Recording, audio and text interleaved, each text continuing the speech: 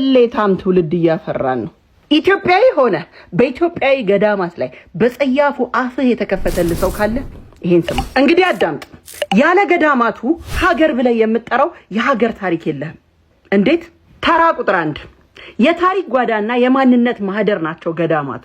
የምትኩራራበት ባለም መድረክ ሄደ ኢትዮጵያ የራሷ ፊደል፣ የራሷ ቀን መቁጠሪያ፣ የዘመን አቆጣጠር፣ የቁጥር ስርዓት ያላት ብቸኛ አፍሪካ ሀገር ያደረጓት ገዳማት ናቸው። ያለ ገዳማቱ የኢትዮጵያ የነገስታት ታሪክ፣ የዓለም አቀፍ ዲፕሎማሲ ሰነድና ጥንታዊ ብራናና መጽሐፍት የሉ። ታሪክ የለህም። ያለ ገዳማቱ ኢትዮጵያ የጥበብና የሳይንስ ስልጣኔ የላት። ቱሪስት እንዳይል በር የከፈትክለት የላሊበላ ፍልፍል አብያተ ቤተክርስቲያናት፣ የደብረ ዳሞ፣ የዋልድባ፣ የጣና ገዳማት፣ የጥንቱ የኢትዮጵያ የኢንጂነሪንግ የስዕልና የህንፃ ጥበብ በጠቅላላ የኢትዮጵያ ጥንታዊ ምህንድስና የኪነ ህንፃ ልቀት ለዓለም ያስመሰከሩልህ እነዚህ ገዳማት ናቸው። አለበለዚያ ታሪክ የለም። ያለ ገዳማቱ በየቦታው ሄደ የምትኩራራበት በባርነት ያልተገዛች ሀገር ኢትዮጵያ የምትላት ታቦት ይዘው በመዝመት የሰራዊቱን ሞራል የገነቡ ህዝቡን በፈርሃ እግዚአብሔር አንድ አድርገው ሀገር ድንበሩን እንዲጠብቅ ለሃይማኖቱ እንዲገዛ አልፎም ቅድመ አያትህን ከኩንታኪንቴ ጅራፍ ያስጣሉ እነሱ ናቸው።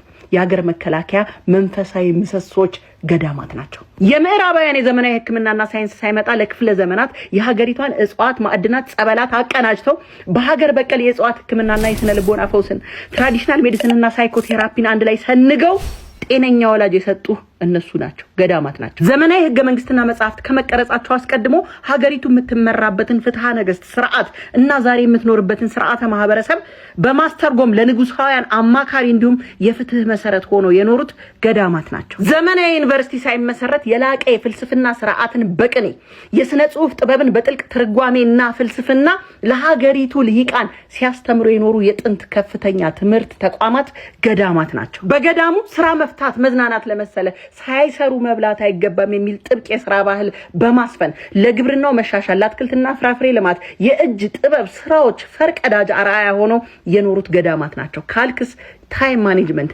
ከዘመናት በፊት ቀርጸው የኖሩት ገዳማት ናቸው። ጸሎት፣ ስራ፣ ጥናት፣ እረፍት ለሁሉም ጊዜ አለ። ከእንስሳት ቆዳ ብራና በመቅደድ ከእጽዋት ከአፈር ቀለማት በመቀመም መጽሐፍት በብዕር የመጻፍ የመቅረጽ ጥበብን ማይክሮግራፊን ያስተማሩ የሀገሪቱ ስነ ጽሁፍ ምንጭ ገዳማት ናቸው። ትምህርት ቤት የሀገር መሪዎች የነገስታት ሞራልና የስነ ምግባር ትምህርት ቤት ገዳማት ናቸው።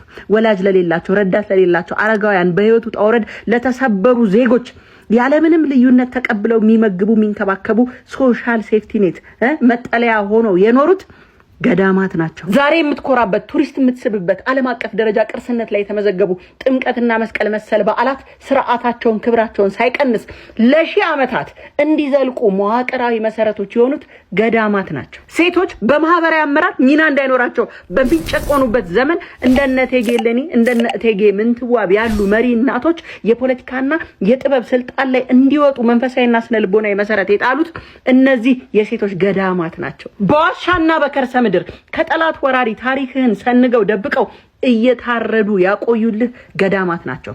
እንደ ንጉስ ካሌብ እንደ ንጉስ ላሊበላ የስልጣን ጥመኝነትን በቅድስና የሰበሩና ያስተማሩ ተቋማት ገዳማት ናቸው። ጥንታዊ ብረታ ብረት ማዕድናትን የማቅለጥ ጥበብ ለመሳሪያ፣ ለጌጣጌጥ፣ ለነሐስ መስቀሎች እንዲሁም ለደውሎች የማዕድን የማቅለጥ ጥበብ ወይም ሜታለርጂን የዳበረው በገዳማት ነው። የሀገሪቱ የውሃ ምንጮች ፈሳሽ ወንዞች እንዳይደርቁ፣ ደኖች እንዳይጠፉ በዙሪያቸው ያሉትን ተራሮች ደኖችን በጥብቅ ሃይማኖት ከልለው ዛሬ የምትተነፍሰውን አየር ያስረከቡህ ገዳማት ናቸው። የጎሳ የቋንቋ ልዩነት ሳይገድባቸው የኢትዮጵያ ብዝሃነት ውበትና የአንድነት ትልቁ ማሳያ ሆነው የኖሩት ገዳማት ናቸው። ደከመህ አይደል? አይዞህ። በኢትዮጵያ ማህበረሰብ ውስጥ ለዘመናት የጸናው የሀገሪቱ ማህበራዊ መረዳጃ መሰረት የሆኑት እድርና እቁብ የመረዳዳት እሴት መዋቅር ቀርጸው ያስተማሩት ገዳማት ናቸው። የጂኦሜትሪና የንድፍ ጥበብ፣ ታሪካዊ ዋሻ፣ ብልሃትና አርቅቆት፣ ፍልስፍና፣ ፉከራ፣ ቀረርቶ፣ ለቅሶ፣ ግጥሞቹ፣ የሰዋሰው ስርዓቶቹ፣ ኦራል ሊትሬቸር የሰጡን ፍጹም ትህትናን በተግባር የሚታይበት ብቸኛ ቦታ ገዳማት ናቸው። ብዙ ያወራው መሰል አይደል? ለጆሮ እንዳይከብድ መንፈሳዊ ትግሉን መስዋዕትነቱን ገድሉን አውጥቼልህ ነው ከታሪኩ። አዝናለኝ ስነግርህ ያለ ገዳማቱ ሀገር ብለህ የምትጠራት የሀገር ታሪክ የለህም። በገዳማት ላይ አፍህን ስታላቅቅ ከቅሌታም ትውልድ አንዱ እንደሆንክ ወቅ። አዎ ሳይማር መመረቅ፣ ሳያነብ ማወቅ፣ ከአባቶች ስር ቁጭ ብሎ ሳይጠይቅ መረዳት የሚፈልግ ቅሌታም ትውልድ እያፈራን ነው።